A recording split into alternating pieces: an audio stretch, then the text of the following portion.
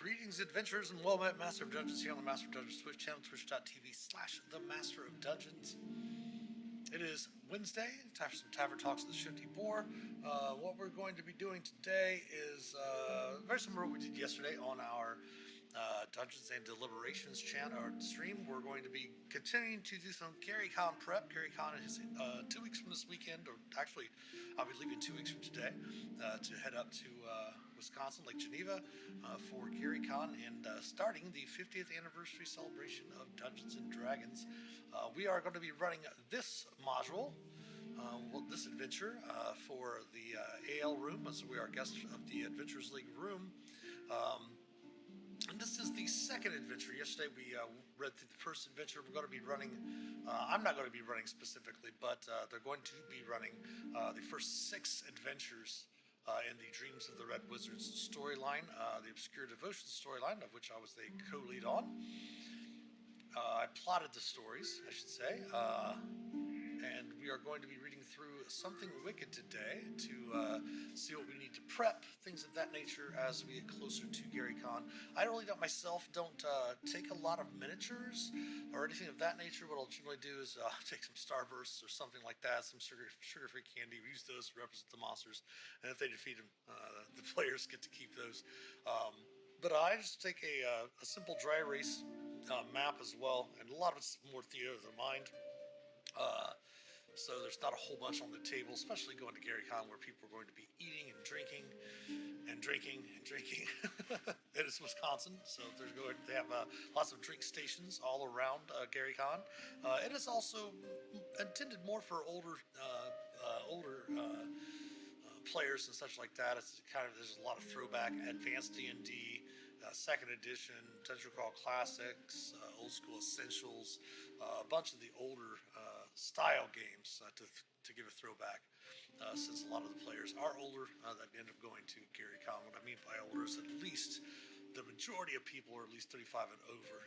There is younger people, of course, that go as well, but the majority of people that are going to be there are going to be on the older side. But anyway, I digress, I should say. We're going to go ahead and start reading through Something Wicked, which is DRWOD 02. Our dreamer has spoken. It's time to go to Skirthos, where a powerful crystal that defies the weave lies hidden in an ancient necropolis. Can you survive this dangerous journey and arrive in one piece? Part 2 of the Obscure Devotion series of adventures. It's a 4-hour adventure for 5th through 10th level characters. We'll basically have 3 hours and 35 minutes to run. Always want to try to get done when you're running at a convention. If you have a time slot, say you have a 4-hour time slot, you want to try your best to get done at least 15 minutes early. That way you can finish up any clerical work you have to take care of, and make sure to clean your table before the next table, or the DM or GM, whatever, arrives for you to for their table, so that way you can have everything cleaned up and such.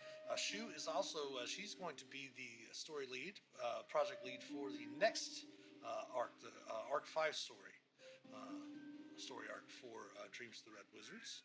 I'm not sure what she has as a title. Last arc was Terminal Ambitions. Our arc we just finished up, and we're still doing some final editing on some of the other adventures. It's called Obscure Devotions. I'm not really sure exactly. I can't remember what she had named the next storyline, but she's in the process of working that. I think it's a May premiere at the May virtual D&D weekend. Tickets did go on sale yesterday at noon for the virtual D&D weekend. Let me come over here. We'll put that into our chat. That way, if anybody's watching it back on demand, you can go check it out as well.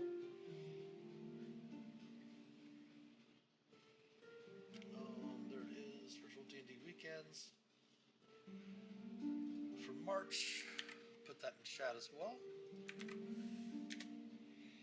You can go over there and get tickets. I might have 1 or 2 tickets available. I am running two adventures on Friday, which are going to be Tier 2 adventures, and then I'm running some non-AL adventures on Saturday, which that's tier 2 as well.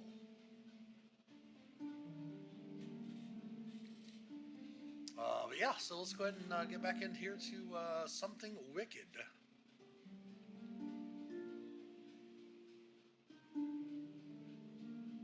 Again, just love the work that Rich has done for the layouts and such.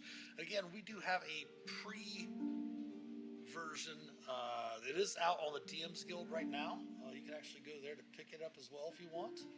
Let's go ahead and put that link up there also on the DM's Guild.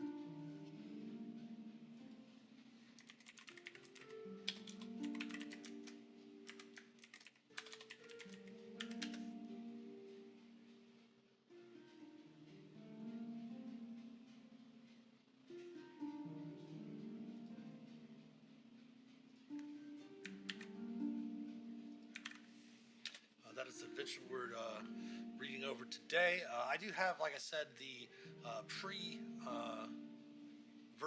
before it is released actually on the DM's Guild. There might have been some minor changes made after they give us the review copy to review.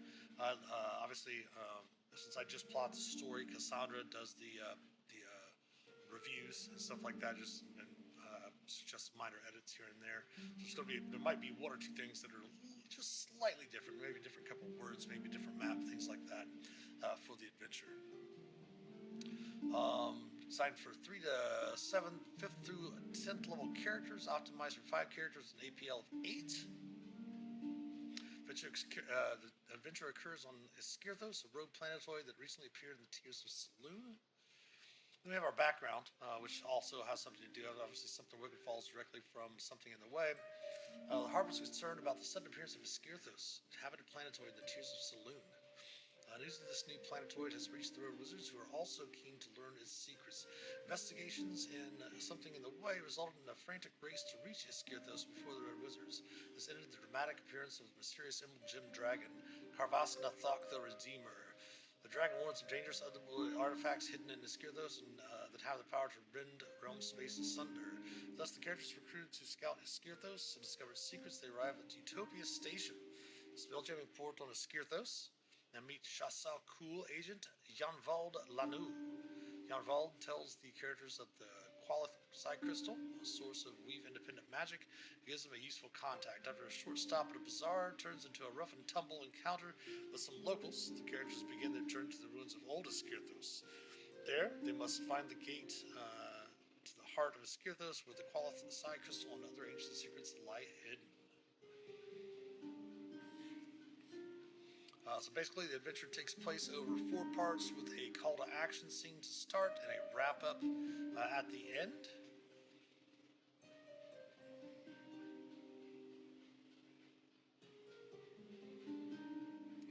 Characters arrive at Utopia Station and meet Janvald Lanou. The Cantina. The characters must find Nain Gradak, the Shifty Boar, and convince him to help them reach old Escirthos. Yes, I did name the whole stream that we have here on. I'm having some issues here, real quick. Sorry, with my other thing here. Our stream today is called Tavern Talks at the Shifty Boar, and we did include the Shifty Boar in this adventure. So the Shifty Boar is in this D&D adventure. In part 2, they prepare for the journey to Old Escirthos. Nain Gradak must gather provisions and collect his sword from the Bazaar district. However, Escirthos is a dangerous and lawless place, and he needs the characters to watch his back. This is story objective B.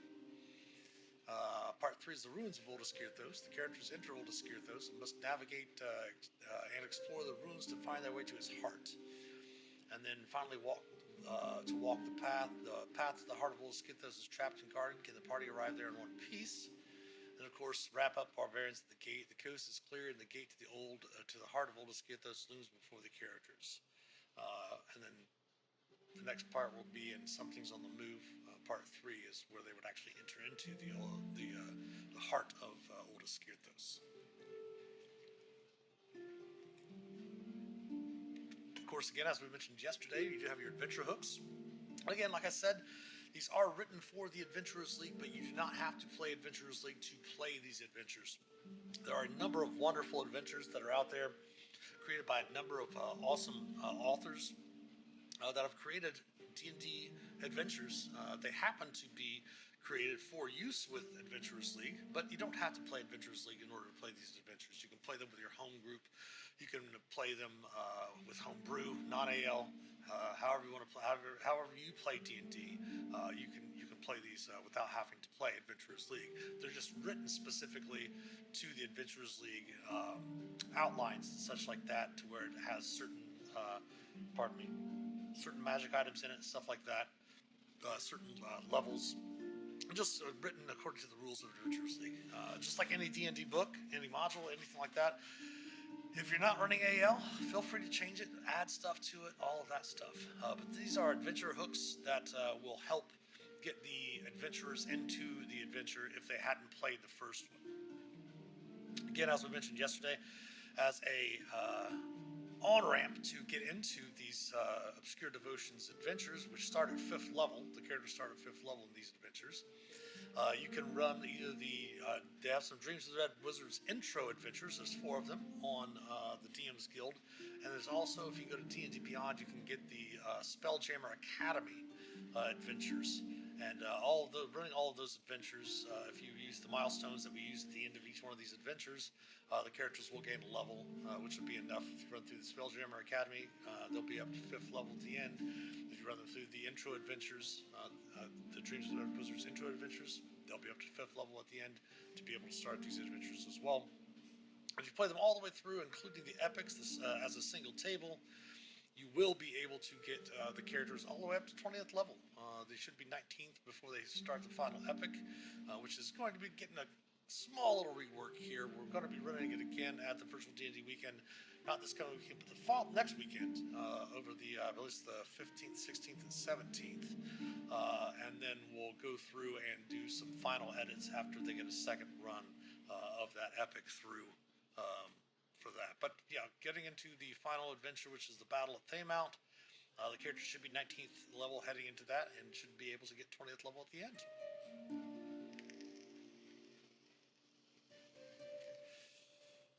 All right, then we have the story awards.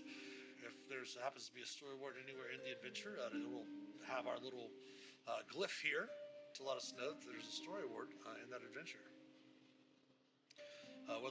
Basically what story awards are is that they'll, if there's somebody that got a previous story award, it might have effect in the adventure that we're playing, or the characters might earn a story award that they can use later on down in further adventures. All right, so call to action: arrival.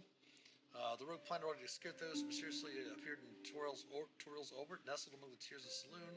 Skithos is unknown to many on Toriel, and is a cosmologist.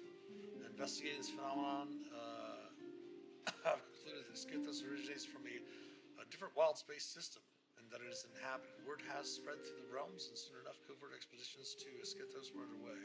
Harpers and their allies are concerned. More recently, Spelljammer Academy has received intelligence about Skithos from Jan-Vald Lano, an ally in the war against Astam. And they put out a call for brave adventurers, and the characters among those to answer the call. They meet Jan-Vald Lano at Utopia Station.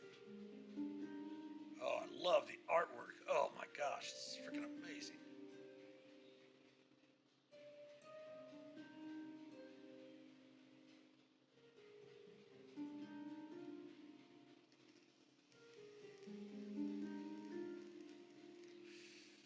All right, call to action, meet with Jan-Vald Lano. This describes Jan-Vald. If you happen to play the Criminal Ambition storyline, Jan-Vald has meets some of the adventurers that played through that in the ruins of Zorventroth, which is Skithos is from Abir, and Zorventroth is from Abir as well. During the Second Sundering, they were both left behind in realm space. Skithos technically still left behind from the First Sundering, which is why it's so populated.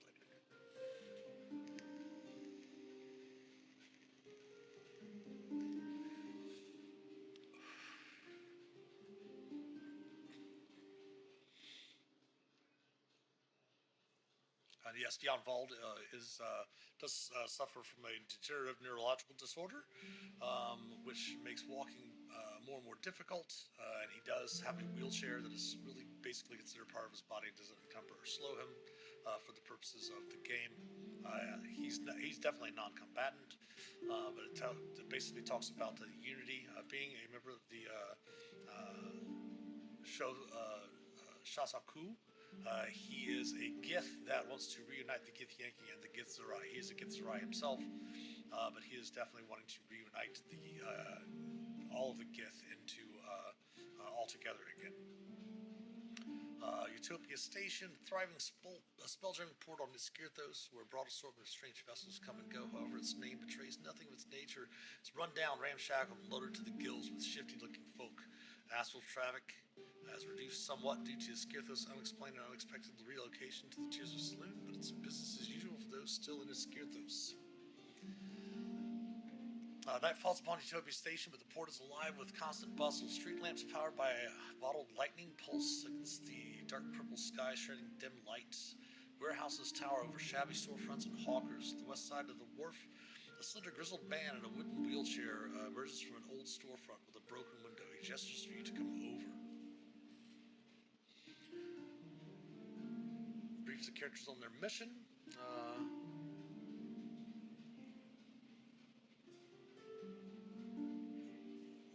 This is a little misleading in here, which is one of the reasons why I don't like to go through and read them after they're written, because I don't want to say that's not what I intended. It's good those, and because the authors don't necessarily have all of the the background information and stuff like that. Which Shu, being that she wrote this also, and it was our Cassandra and I's first go around as project leads. It's going to be helpful for Shu for the next round of Dreams of the Red Wizard's Adventures. As Iskirthos is actually from Abir Wild Space, their realm space in the alternate prime material plane.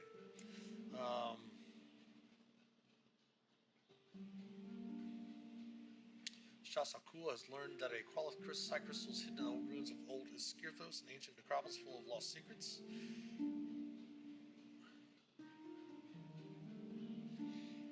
This crystal is a source of psionic power, unconnected to the weave. This is what Zastam was seeking when the Red Wizards were developing the Far Realm batteries in Zorvatroth. A way to bypass the laws and limitations of the weave and Mistra herself. Tells the character to seek Nain Gradak. Contact who owes him a favor. It's an athletic gifted Yankee man with a narrow face, narrow eyes, olive green skin, who knows how to navigate the ruins. Jan Vald knows that Nain Gradak will be at the Shifty Boar, a cantina on the far side of the port. He remarks rather dryly that the cantina is an interesting choice for a romantic date. Jan Vald warns the characters not to underestimate Utopia Station. It's a dangerous place run by criminals and the unscrupulous.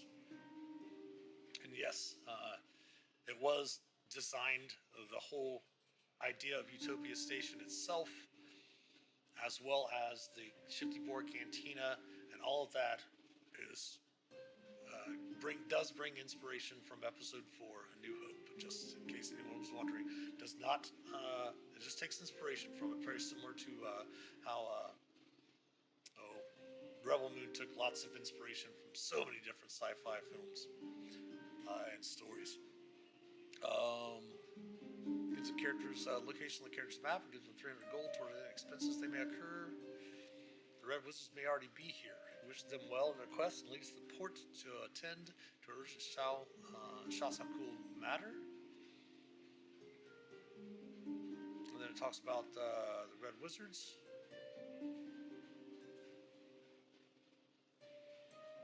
Alright, part 1 of Cantina.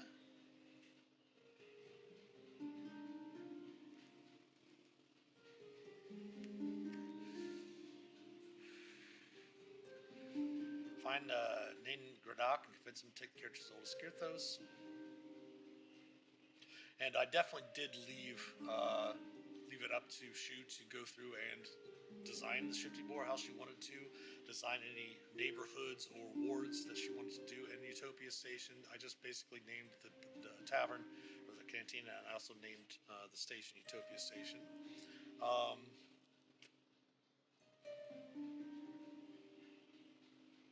a winking white boar, I love it.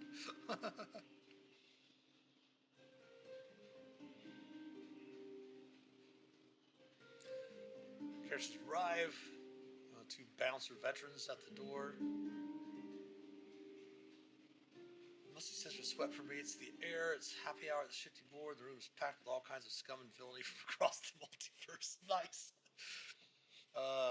Gif and Gith Yankee drink together. A ragtag band plays a lively tune from a small stage. A thrycring clacks obscenities at an unruly Dampier. An ogre wearing an eye patch hunches over the bar serving drinks. I love it. Ogre bartender answers to bruh, mate, or dude. If they ask for Nan Gradak, he looks the characters in the eye, demands 100 gold pieces of payment.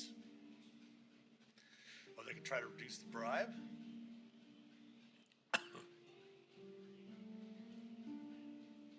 If they exceed a DC 18 with the checks,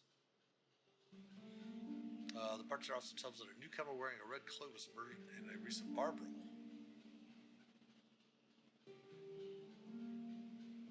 If they succeed, basically if they get by succeed on the check by 5 or more, bartender tells them about the red cloak murder victim and names location for free.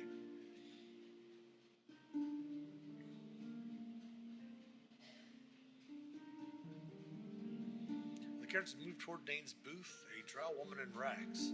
Scorn Never Hate bumps headlong into one of them. She coughs spittle as if about to vomit. If the character helps steady her, she whispers into their ear, telling them that they're being watched closely and trying to make a scene. If the character responds by pushing her away or shouting at her, she swears with slurred speech and stumbles into another character, as if heavily intoxicated, whispering the same message into their ear.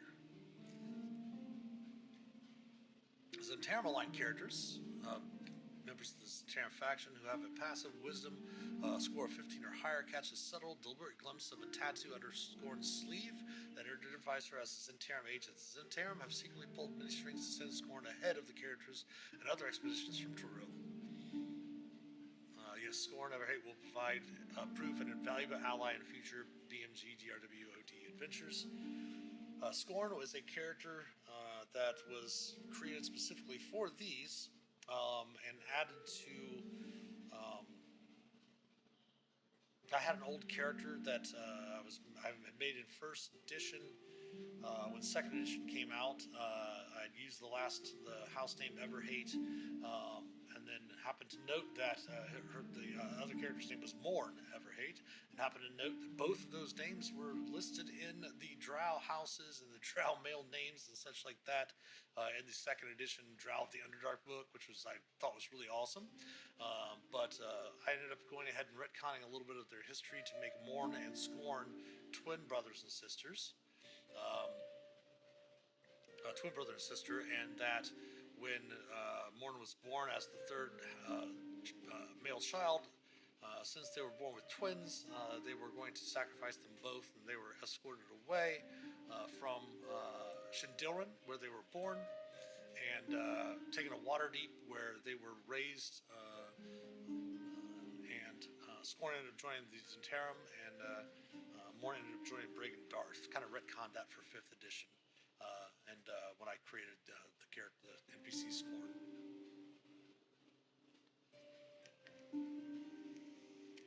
She stumbles towards the privy and disappears in the crowd. Looking around after.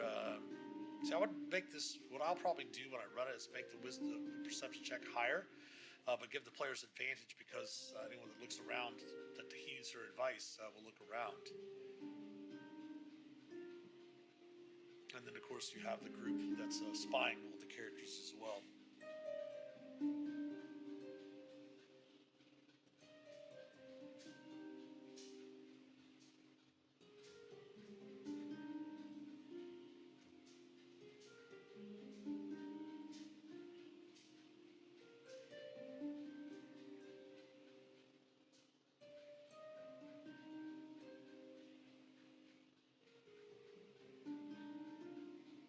Sorry, having some things over there. So of course, a mage, a master thief, and a veteran.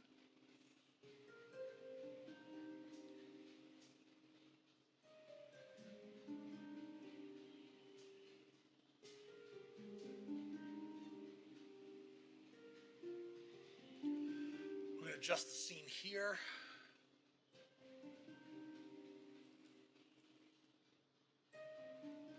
Basically talks about a little bit about the history of Morn and her Scorn and her twin brother Morn. Elfehrate is the undercommon drow name of their family, translated to Everhate in Common, in the Underdark city of Shindilrin, deep beneath Cormyr. Then, of course, you have your combat, exploration, and social. Suspicious group carries coins worth 100 gold and a cloak of many fashions.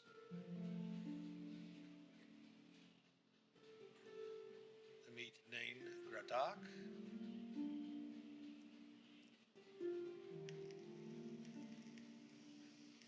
Bounty Hunter Shirala, nice. I didn't also explain really exactly how they wanted to do it because I, again, wanted to let the authors do it how they wanted to. And this is a really cool idea.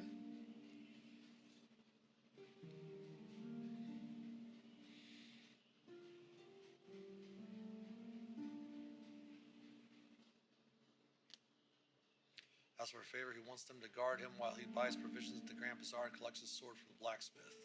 Besides, even more dangerous at night, he doesn't want to risk becoming an easy target for cut purses and murderous bandits. In response to questions about old Skirthos, he quips that it's full of undead. That's what one would expect from an Acropolis.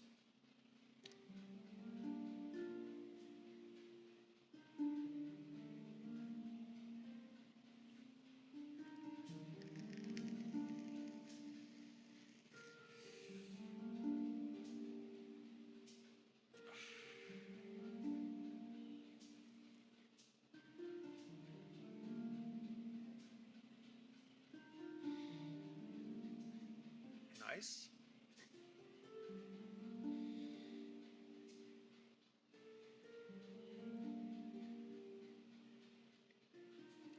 Once they get to the Grand Bazaar, of course, they can go shopping. We do use the potions and spell scrolls table for sale. That is basically the shared campaigns from Xanathar's Guide to Everything. Hey Nova, how's it going? Good afternoon. But yeah, these the potions and scrolls here are from the again Xanathar's Guide to Everything in the shared campaign section towards the middle to back of the book. We put this in here to remind, because a lot of DMs forget in Adventurers League that this is something, and players forget this is something they can do in between adventures as well. So we put this in here to remind them of that. Then they had not been doing the trade market for a while, but have an NPC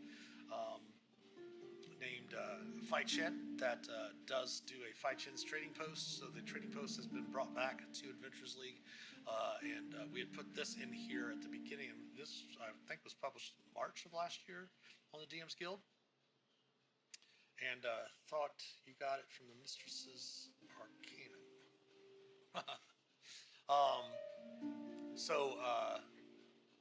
We actually allow the characters to trade on a one-for-one basis for an uncommon or rare magic item. If they want to pick up Alchemy Jug, Drift Globe, Goggles of Night, Rope of Climbing, or Wand of Magic Detection. Very simple magic items, all of them uncommon. The Drift Globe and the Goggles of Night obviously there for characters that don't have dark vision, to enable them to be able to see. Drift Globe is awesome because of the fact that not only can you use it as a light spell, but once a day you can cast daylight with it, which is really great as well. Of course, terms and conditions apply.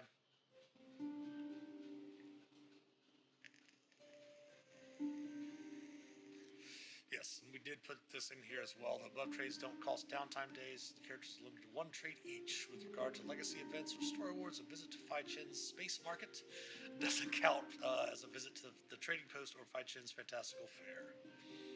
Then, of course, we have an optional thing here.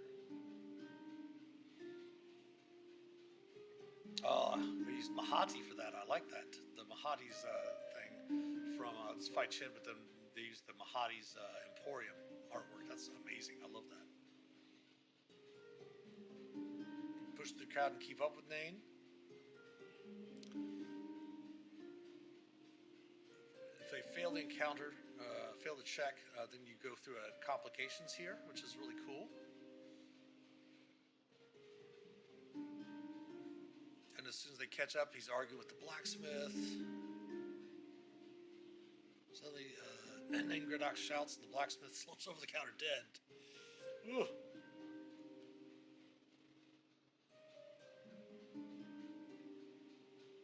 Assassin, mage, and master thief.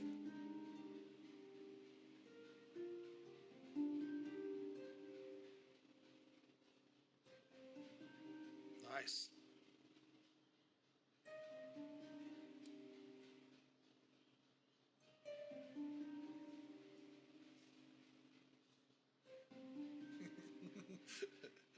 No worries, Nova. On a 5-stream streak, that is awesome. Thank you so much. Very much appreciated. So you can, again, we have the pillars, the combat, exploration, and social. Here's adjusting the scene depending on the APL of the characters.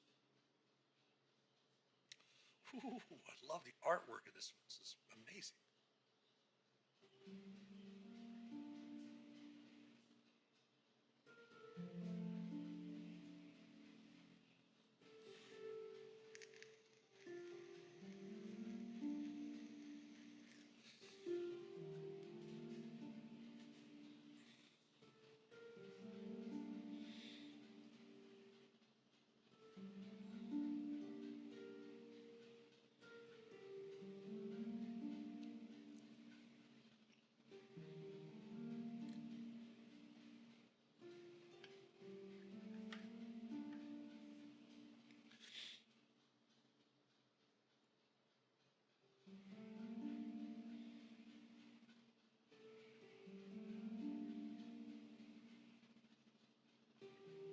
And of course, if they did not fight the group in part 1, part 2 then has the treasure.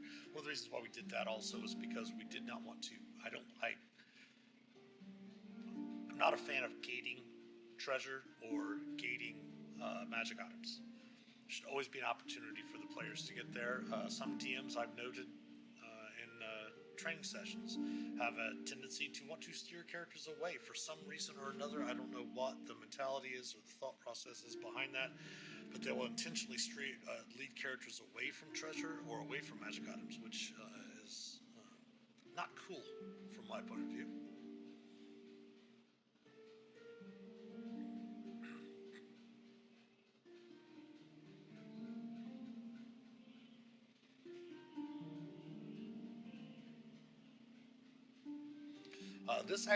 This whole thing of Demeter Uthros being hired to stop them is very interesting because it will play a pivotal role later in the storyline, in the adventures of the storyline.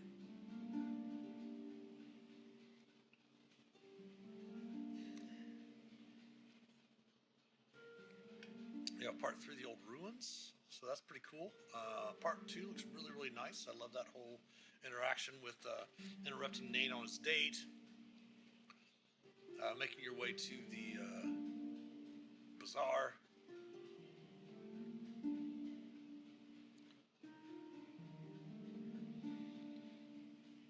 Well, the Skirtha stretches for miles. Stone temples worn by the ravages of time, broken pillars overrun with purple vines and brambles, sealed crypts and mausoleums dot the landscape. Large blocks of scalable rubble often stand at the character's way. While the dim light of saloon bathes what is visible from the chasm, the rest of the ruins are shrouded in darkness.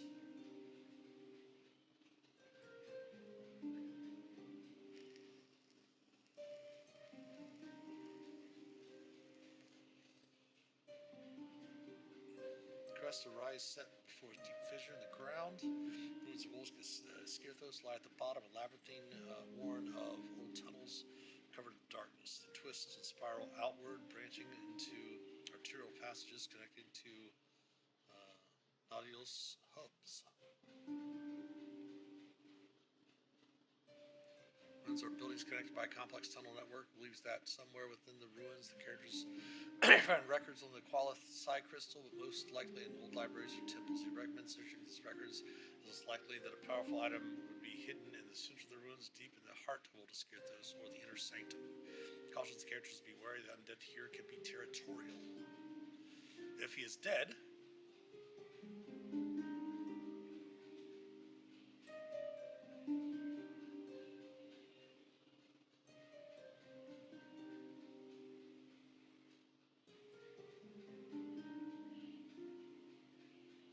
they can make a rough map from there, what they see. Okay, cool.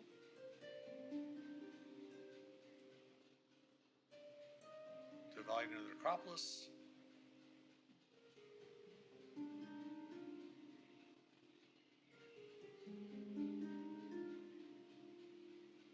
They'll find a silver crescent moon earring on the ground.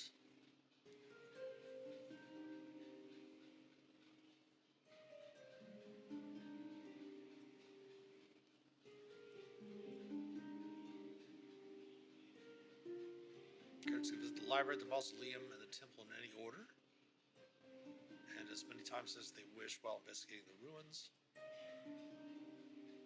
within the time frame, of course.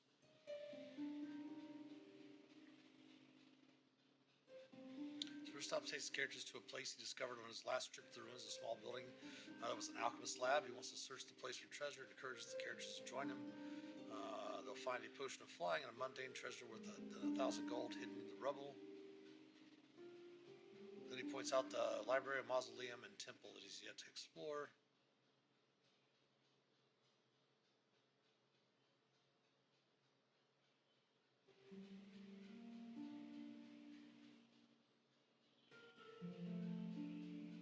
Ooh, nice. The beholder's now in 2 Bodaks. Nice. Or Bodak, however you like to pronounce that.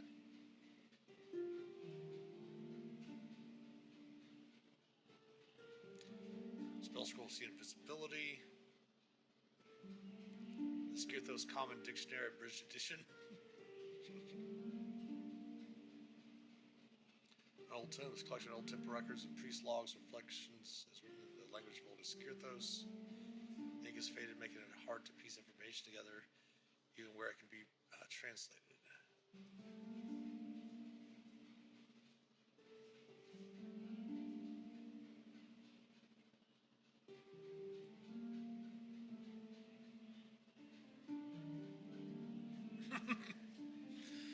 All right.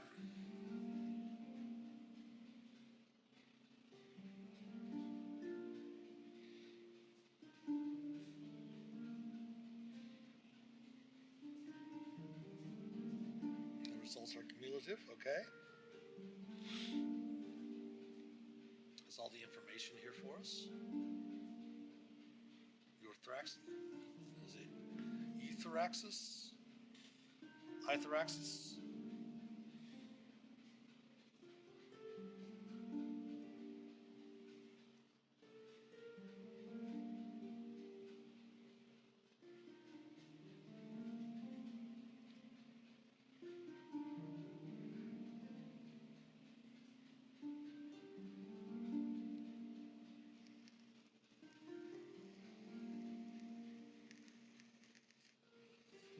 So basically try to stun or disable the offenders before evicting them from the library.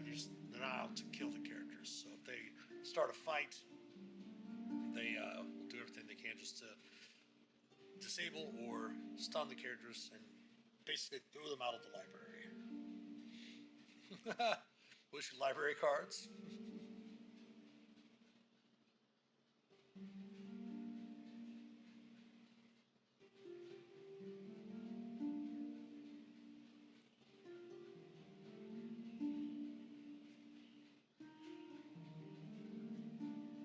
I think I'd mentioned that I do have a degree in anthropology as well, and that's really cool that was added into the adventure. I like that.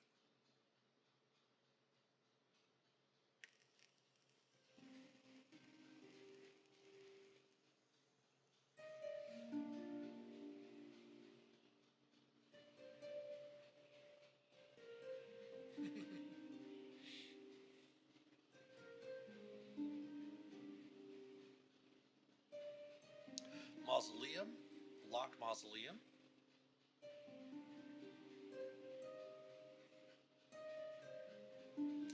A ghostly green flame flares into being in each of the sconces, illuminating the room with dim light. Small piles of gold and religious relics surround the sarcophagus. The north wall is engraved with text and murals on the other walls, and murals on the other walls depicting unfamiliar religious rituals. Engraving on the north wall is an excerpt of a hymn written in Old Skirthos, translated to common. It reads, I love that she put in the translation book to be able to translate for the players, which is really great. That was an issue in Tomb of Annihilation. A lot of things were written in ancient, the language of Omu, which was, if you didn't have a character, with read or comprehend languages or tongues or anything like that, they wouldn't be able to translate anything. So it's nice giving the characters a tool if needed. Blessed by the light of our crescent moon, the symbol of our forehead shines in the gloom. Sweet are the fruits of laboring hands and minds. Come taste the honey of the palm of your hand. I know that the wise learn from those who came before, so keep all you learn close to your heart.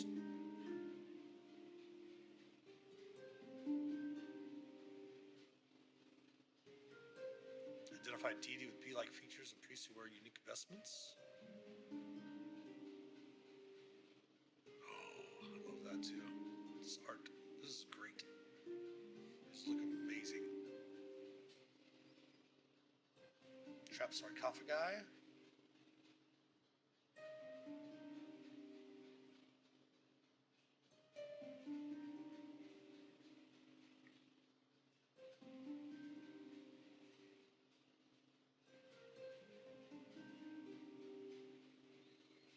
And then the ruined temple.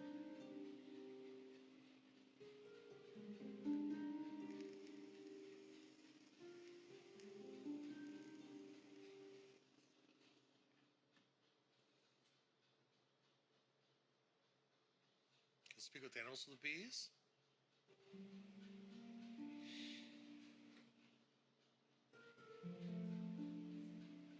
Apis.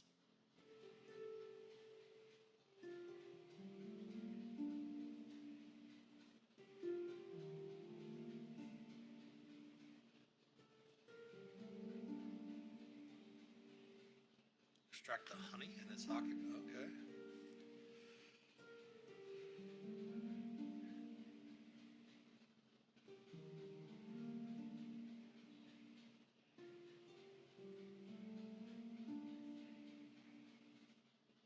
Ooh, nice. I like the idea of using, instead of having like an actual swarm of insects or something like that, they're using that as basically kind of swarms of bees as kind of like a trap situation.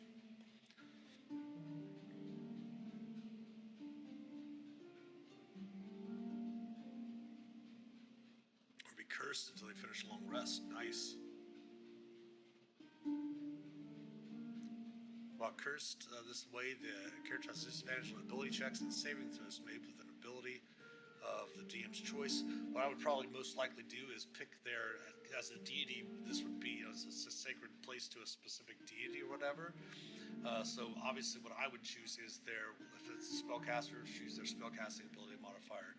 If they're a strength-based warrior, it's their strength. If they're a dex-based character, it would be their dex. Things like that.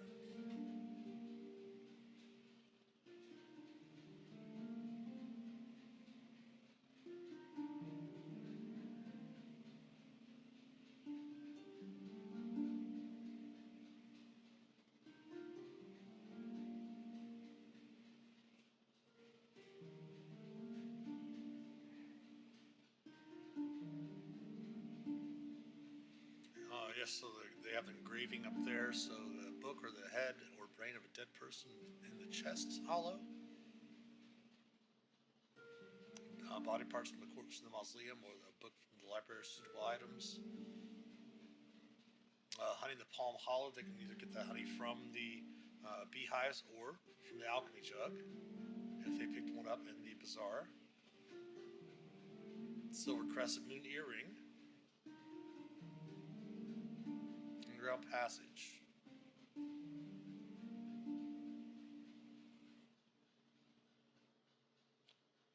for to walk the path.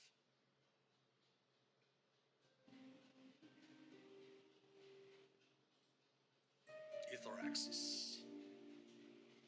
Last member of the party enters the underground passage proper. The altar grinds back into position, sealing the way out. Left without other options, you must press through the tunnel that twists and turns before terminating in a vast chamber.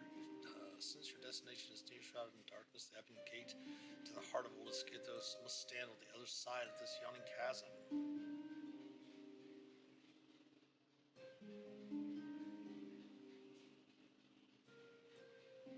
Made it dying occasionally, but I'm not good at games like that in the first place, but I'm still having fun freezing my enemies with a particular class.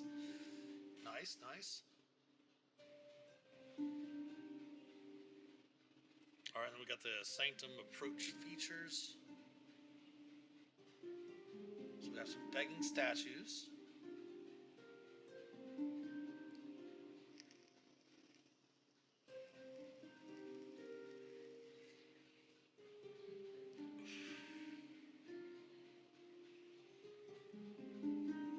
A stump of a 30-foot wide stone bridge juts out over the ledge.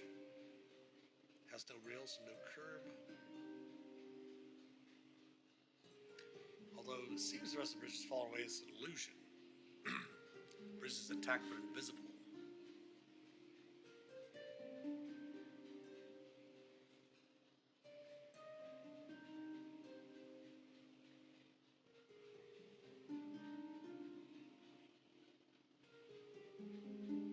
Nice.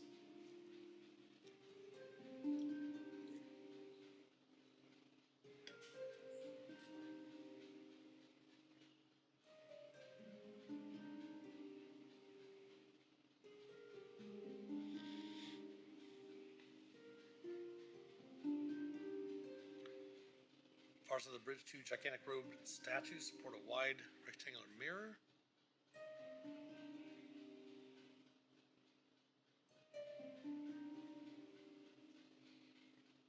Unspeakable horror.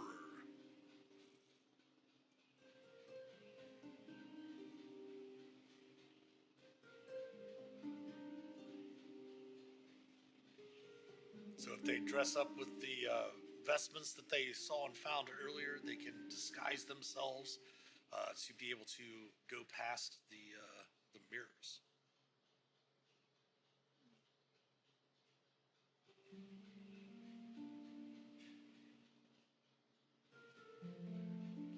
Ethoraxis.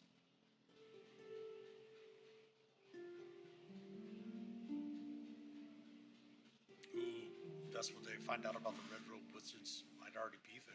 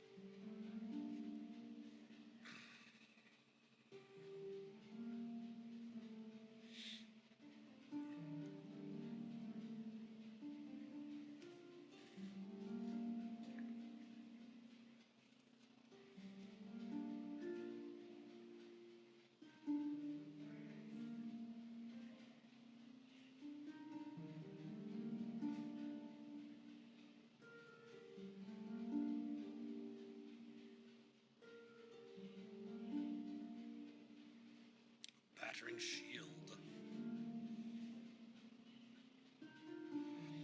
And then the wrap up, because they're actually not going into the sanctum, they're just, the whole point of the adventure was to get them to the sanctum. And then part 3, something's on the move, is where they will get into the sanctum and such like that.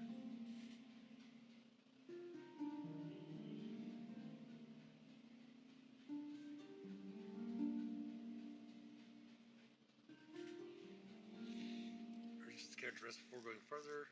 Tends to wounded characters with healer's kit and informs them that he needs to communicate with the Yonvald to seek further instruction before they open the gate. For now, he's done his part in bringing him here. He sharpens his blade and activates his sending stone to contact Yonvald.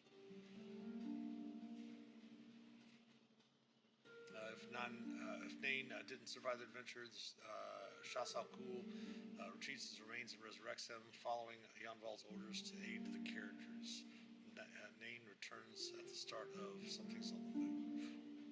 Story order: if Nain Gradak survives the adventure, each character is the friend of the Shas Al Ghul Story Award. And then, of course, we have the rewards at the end of the adventure. 4,500 gold pieces.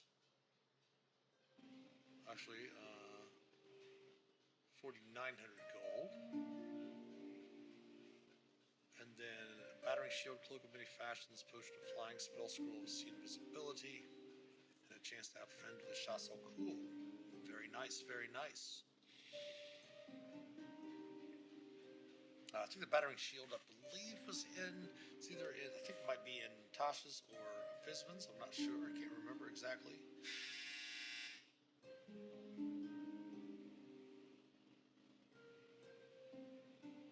And here are the maps. And there's the Necropolis Library. This is the area with the two Bodak and the Beholder Zombie. There's the bridge. The Sanctum Approach.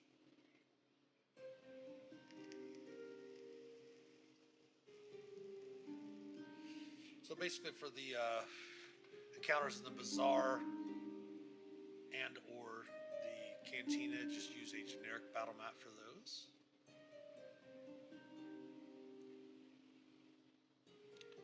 Then we have our creature list. Dream Eater for one of the adjusting the scene encounters.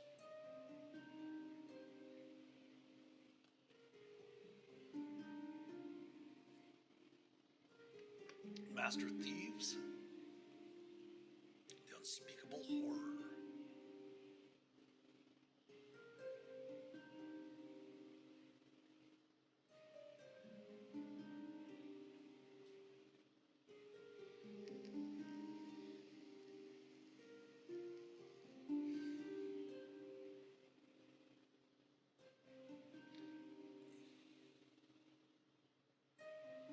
The layer actions for the creature as well. It is a challenge rating 13, so obviously it would be a very tough fight for the characters, which their characters are supposed to be, when playing this adventure, probably level 6. So they're definitely going to most likely want to try to talk their way past the creature. Do we have a pronunciation? Did you put a pronunciation guide on there? And the thing here? Did not put them in there. I'm just going to say Etheraxis. Nice. And the Dungeon Master tips here at the end here, when we talk about adjusting the scene and all of that, this is where you can determine that party's strength. Well, I'm going to have a lot of fun running this adventure at GaryCon, which I'm going to be running on Thursday evening at 7 p.m. I've got a game 2 p.m. and 7 p.m. on Thursday. I've got some, I'll be at the admin table on much of Friday, and then I have a 2 p.m. and 7 p.m. game on Saturday. So that looks like a lot of fun. But we're going to go ahead and call the stream for today. We're getting ready to have an ad break come up, so I'm going to try to get this all done before that happens. Thanks for watching today, of course. Thanks to all our supporters, especially our patrons from Patreon. If you'd like to help support the channel, please consider becoming a patron or subbing here on Twitch, twitch.tv/TheMasterOfDungeons. We do love your Prime subs as well. The link to our Patreon page, as well as our YouTube channel and all of our social media accounts, can be found in the About Us section below here on Twitch. If you would subscribe to us on YouTube, it's free to do. Like and comment on the videos. Follow us on Facebook, Instagram, Twitter. Give us some likes, retweets, all of that good stuff. Every sub, like, and share helps us immensely. If you want, you can also click on the About Us section and hit that Discord tab, that panel, and join the Master of Dungeons Community Discord server, where you can help shape an accepting, caring, and inclusive D&D community. The merch store is also available. Anything you purchase from the merch store will definitely help support the channel. And of course, tips are always welcome but not expected. Thanks for watching. Have a great day. We'll be back tomorrow at 2 p.m. Eastern for some dungeon delving, playing some Lord of the Rings online. So have a great rest of your day. Have an awesome day, and hopefully we'll see you tomorrow. And as always, happy adventuring. Take care.